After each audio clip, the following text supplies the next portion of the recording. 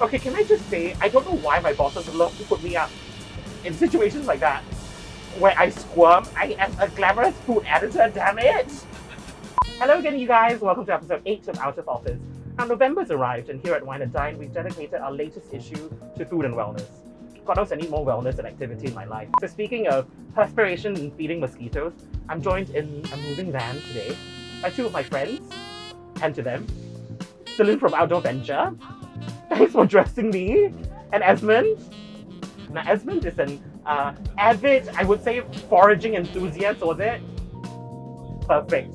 So the three of us, including my very unwilling and poor intern Bev, we're going to be learning about edible plants in our backyard. So let's do this!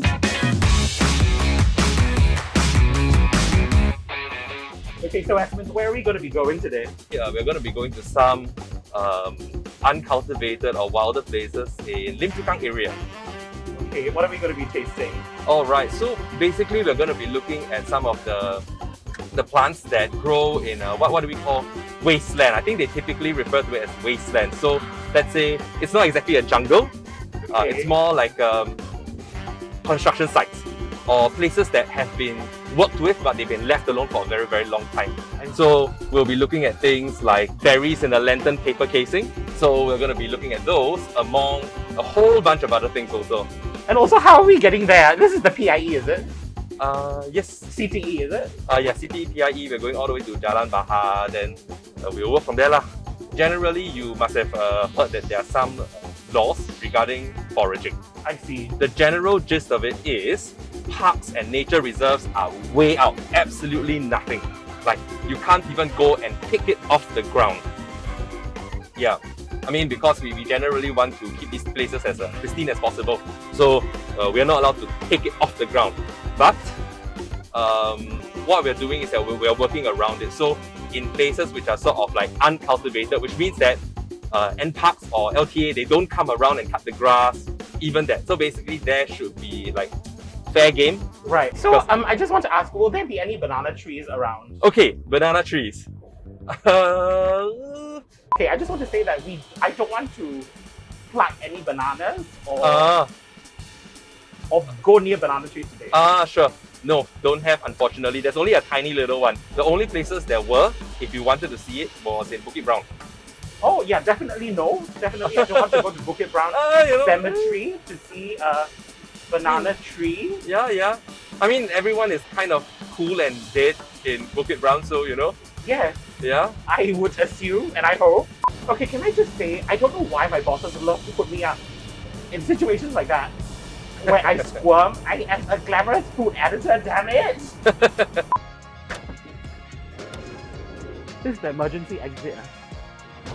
Sis, this is not the glamorous shoot that I thought it was going to be, huh? Oh, gosh. At 1,000 likes, there'll be a face reveal for the video, guys. Nice. At 1 like, there'll be a face reveal for me.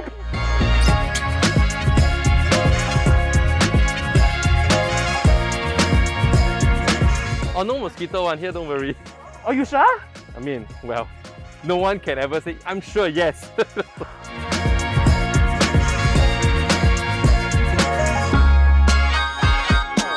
Basically, we are going to try to hit all the dry spots. So, okay, you can follow lah, I suppose. Yeah. I just want to remind you guys again that I'm actually a glamorous food editor. I don't want to do this. Yes! How's everyone? We made it! Okay. Yes. So is this the infamous sugarcane? It's just one of the things. So generally, you all know your sugarcane lah. You all have drunk sugarcane Yes. before. So this is, if I'm not wrong, this is considered wild sugarcane. Okay. So wild sugarcane, if you were to bite into it, it's actually not as sweet. Let me just get some of it for you. And we're allowed to do this, right? This is fine. Fun fact, even let's say, okay, if you have a tree that is of a particular like size, like girth, it's like thickness, Oh, okay. you cannot cut it down.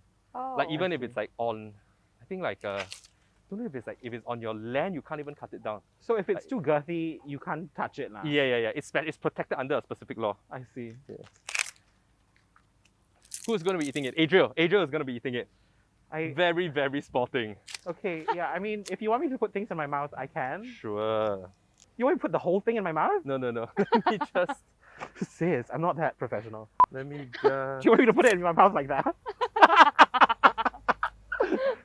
Sis, after I put my mouth, you goddamn put it in your mouth too, okay? Okay, I will. We are tunnel sisters. Yes. Okay, you want to just chew on this? Oh, you're not gonna feed it? Okay. No. Yeah, it's very fibrous, so you can't just like. Yeah, it's just full of liquid, that's all, really, right? So it's not sweet. Not right. This is very hard. You can try some also. Thank you. You didn't even try it yet. No. It's hard. It is very hard, yes. As compensation, Yes. typically like this will be considered like a sort of a wild, what do you call it? Wasteland.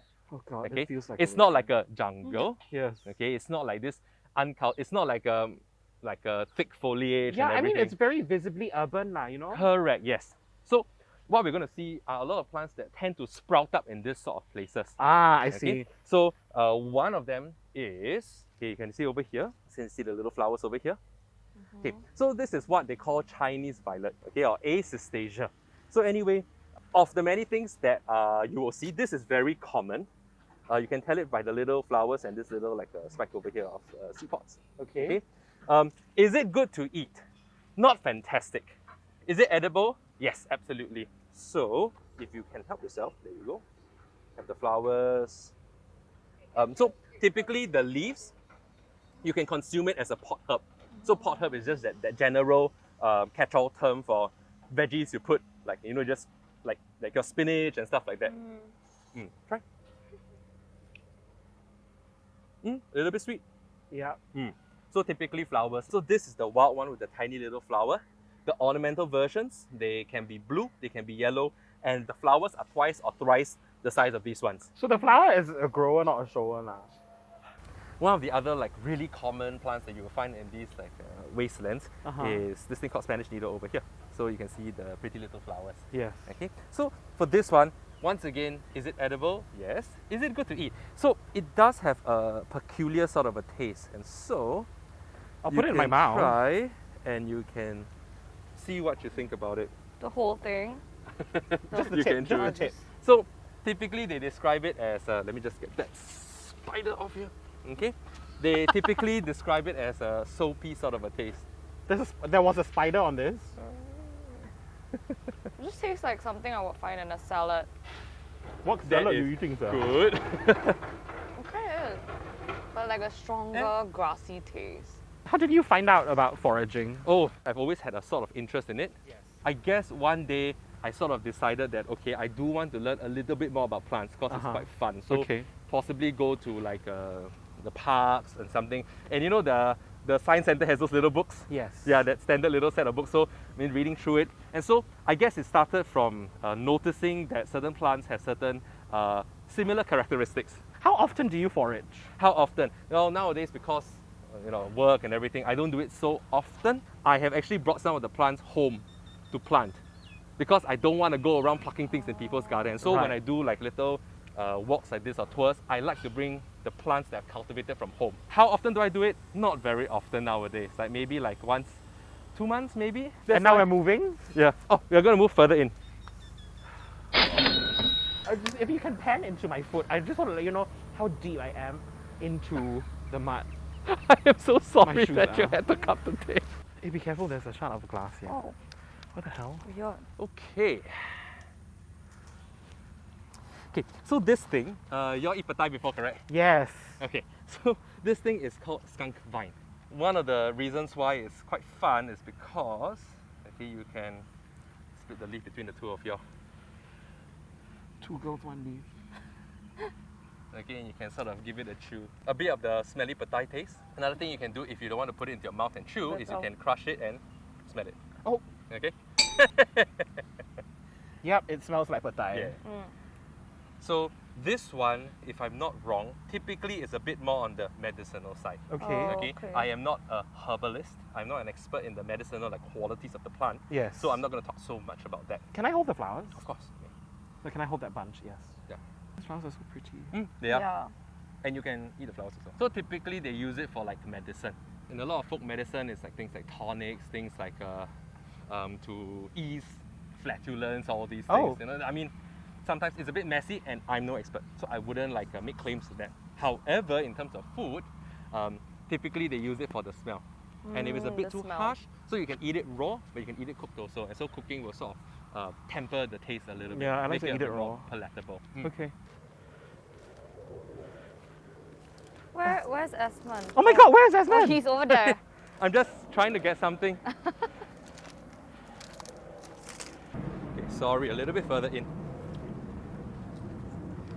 Oh, we have to go further in? Just a little bit. Sure, no problem. Okay. Okay, great. So, if you can see, you see this? Remember we were talking about the thing in... Oh yes, the paper thing. Yeah, Okay. the cakes. Correct, correct. So these are physalis, okay? And so basically, these plants are related to your chilies, tomatoes, Capsicums. capsicums. So a huge family of a very economically significant fruit crop. Sure. Just because that's the case doesn't mean that these are edible, because Oh. in the Solanum family, you also have very poisonous plants. For example, you have your nightshades. You know, you have your Harry Potter, you know, belladonna. So is this poisonous though again? Okay, this is not poisonous. Okay. So typically it is much better to eat it when it is ripe. Just for demonstration. Okay, tell you what, y'all can have one each. And it just looks really adorable. Okay, so you can actually pop it open and look at the fruit inside. Oh my god. You can just tear it, don't worry. Oh, Okay, it's so tiny. immature. Ew, there's ants. Can I look at your fruit? There was a Okay, worm on mine. this- There's ants. Immature. So this was unripe. Oh, I just want to say that there was a worm in mine. yeah. Okay, we're done for here. Well, it looks like we've lost Esmonde again. Yeah, it's getting really hot. Yeah, the sun's coming out. And on this note, thank you guys for watching. Don't forget to read our November-December issue on food and wellness. How does breakfast sound? Breakfast sounds great. McDonald's. 100%. Oh my god, Esmonde! What are you doing here? I've been here the whole time.